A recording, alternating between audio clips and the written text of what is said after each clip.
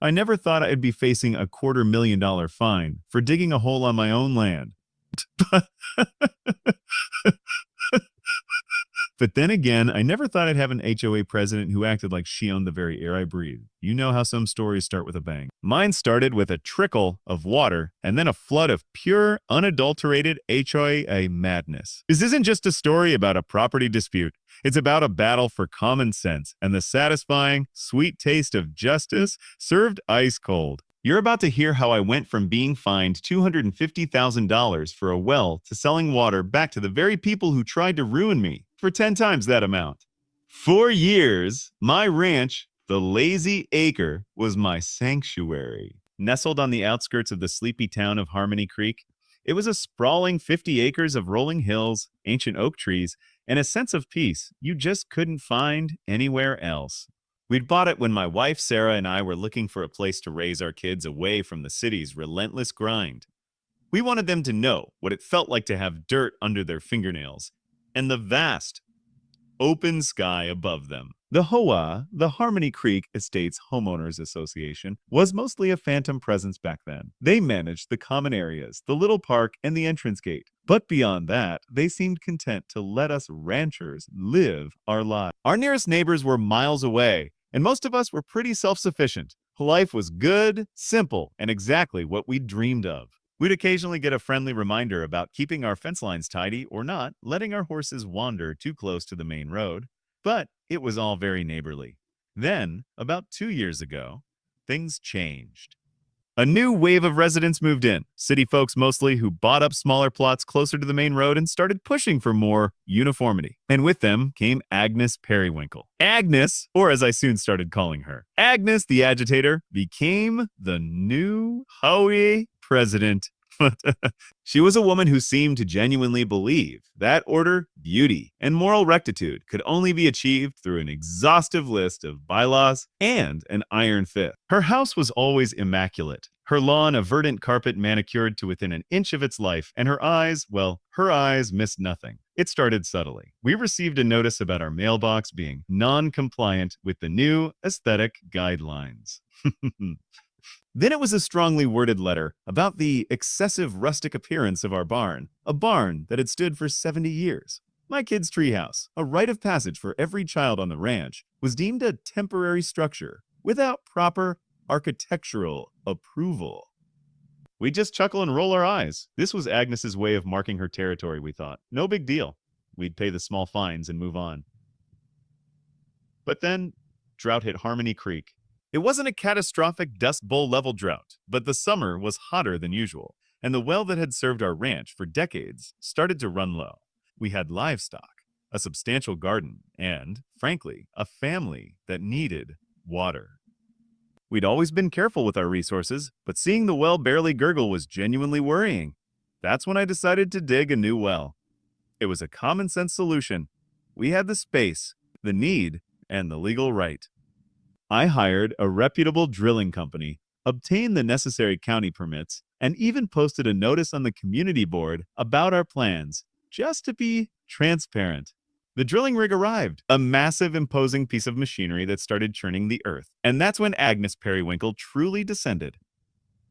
The first notice arrived by certified mail. Subject: unauthorized construction and disturbances. It cited a vague bylaw about altering the natural landscape without prior HOA Architectural Committee approval. I responded with copies of my county permits. Agnes responded with a second notice, this one referencing noise disturbances outside of approved hours, even though the drilling company was operating strictly within legal limits. It became a daily ritual. Every morning, a new notice, a new fine. My favorite was the excessive dust emission fine, as if digging into the earth wasn't going to create a little dust.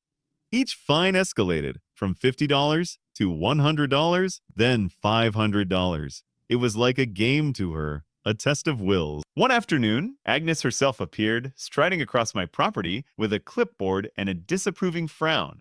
She looked like a general inspecting a particularly unkempt battlefield.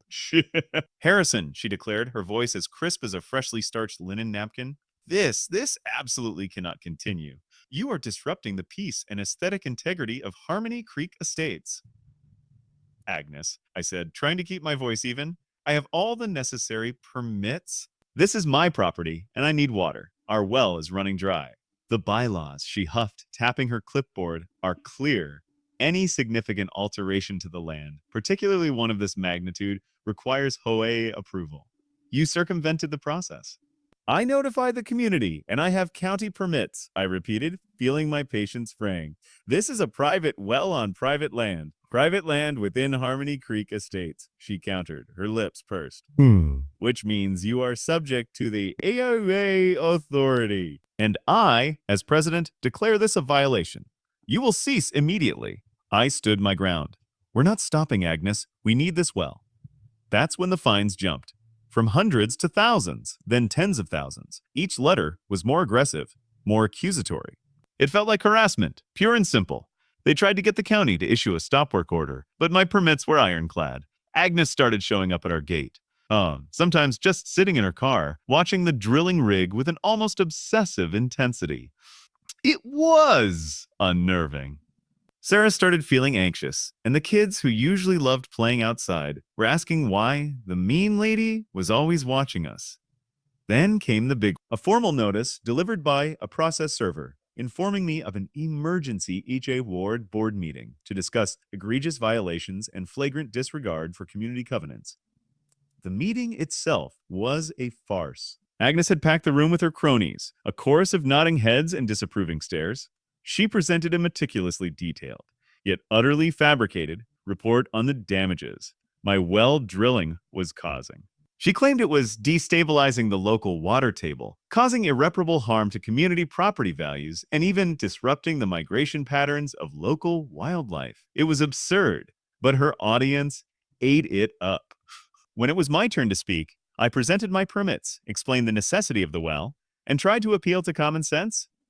This is about ensuring my family has water, I said, my voice resonating with a quiet desperation. It's about sustainability and self-reliance. Agnes, however, cut me off. Mr. Harrison, your self-reliance comes at the expense of community harmony and the very foundation of our bylaws. This board has reviewed the egregious nature of your actions, the numerous violations, and your continued defiance.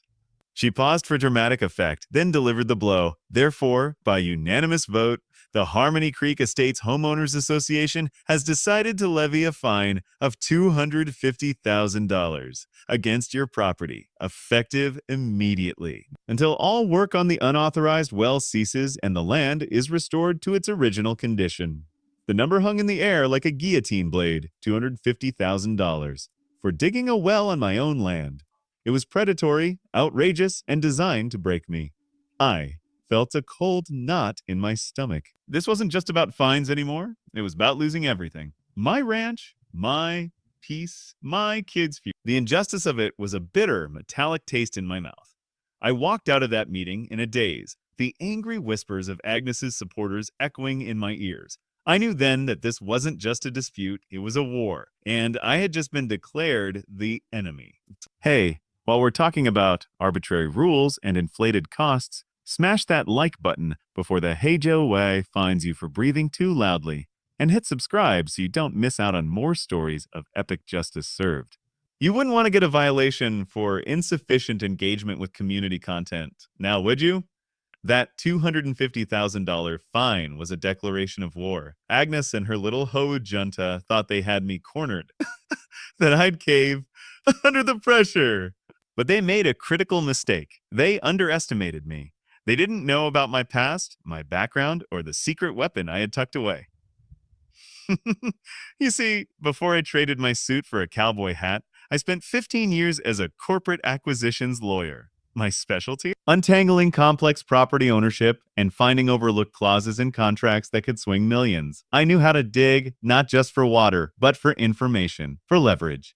The day after I received the notice about the $250,000 fine, I didn't panic.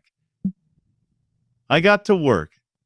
I pulled out every single document related to Harmony Creek Estates, the original land deeds, the HOA articles of incorporation, their bylaws, all the amendments, meeting minutes, everything. I went through it all with a fine-tooth comb, late into the night, fueled by coffee and righteous indignation. Sarah was worried, but I told her, They bit off more than they can chew, honey. Just wait. Most people, when they buy into an HOA, just sign the standard documents. They don't read the fine print, the historical context, or the foundational agreements.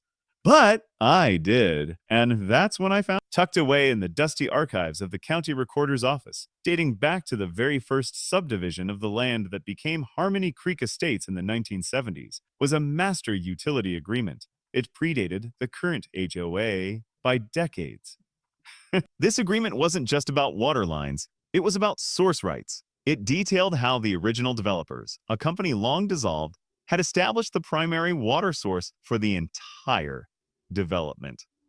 And here's the kicker. It clearly stated that the sole and exclusive rights to the original communal well and the land upon which it sat, including all subterranean water rights beneath that parcel, were held by the owner of Parcel 3B. And guess what Parcel 3B was? My ranch, the Lazy Acre. When the original developers had carved up the land, they had retained ownership of that specific parcel, intending to manage the water supply themselves. But somewhere along the line, through a series of acquisitions and sales, Parcel 3B, with its associated water rights, had been bundled with the Lazy Acre when I bought it.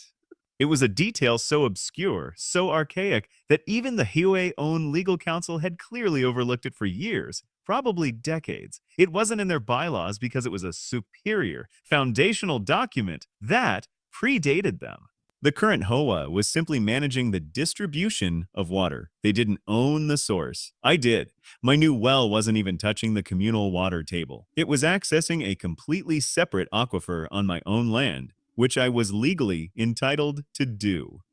But Agnes and the HOA had based their entire legal standing, their ability to find me, on the presumption that they controlled all water resources within the community. They were operating under a false premise. I had them. The dynamic flipped entirely. I wasn't just fighting a fine. I was about to expose a colossal systemic oversight that could crumble the HOA authority. The well I was digging wasn't the problem. It was the existing communal well, the very one that supplied water to Agnes and all her sycophants. That was my property. The revenge, I realized, wouldn't be petty. It would be strategic, legal, and utterly devastating. I had been fined for seeking water on my own land. Now, I would control all their water. The first step was to complete my well. I let the drilling company finish their work, ignoring the escalating fines from the HOA. The new well came in strong and clean, delivering an abundant supply of pristine groundwater. We celebrated that night, not just for the water, but for the knowledge that our leverage was growing. Next, I sent a meticulously worded, formal letter to the core board, not through their usual channels, but directly to their legal counsel. It was short, polite, and packed with enough legal bombshells to make a small crater. I cited the original 1970s Master Utility Agreement, included notarized copies of the land deeds proving my ownership of Parcel 3B, and stated unequivocally that as the sole and exclusive owner of the primary water source for Harmony Creek Estates, Pruzan, I was terminating the existing informal arrangement for water distribution, effective in 90 days. I gave them ample time to find an alternative. The reaction was immediate and chaotic. Their legal counsel, who had clearly never seen this document, contacted me within hours, sputtering. They tried to argue, to intimidate, to say it wasn't valid, but my case was airtight. The document was legitimate, recorded, and superior to any of their HOA bylaws. Their own due diligence had failed them spectacularly. Agnes, of course, went ballistic. She called me, screaming, threatening lawsuits, eviction, everything under the sun. "You can't do this, Mr. Harrison. This is blackmail. This is an act of war." "Agnes," I said, my voice calm, almost serene, "you declared war when you tried to fine me $250,000 for digging a well on my own property. Now, I'm simply exercising my lawful rights. The Master Utility Agreement is clear. I own the water source. You don't." And as for blackmail, I'm merely asking for a fair price for a commodity I own, a price you now, unfortunately, have to pay. She hung up on me. Within days, panic spread through Harmony Creek Estates. The HOA lawyers confirmed to the board that my claim was legitimate. They had built their entire water distribution system on a source they didn't own. The town was suddenly facing a literal drought, not from the weather, but from a legal technicality. The fines against me? They were quietly dropped, of course. My legal team, a few old colleagues I'd called in as a favor, made sure of that. And then came my offer. I offered to sell the HOA the water rights. Not the land, mind you, just the rights to draw water from the communal well. My price? $2.05 million. It was 10 times what they had tried to find me. I felt, a beautifully poetic sum.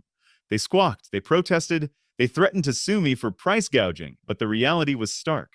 They had no other option. Plus, connecting to the municipal water supply was prohibitively expensive, years away in terms of infrastructure, and would cost far more than my asking price. Drilling new, individual wells for hundreds of homes was equally impossible and disruptive.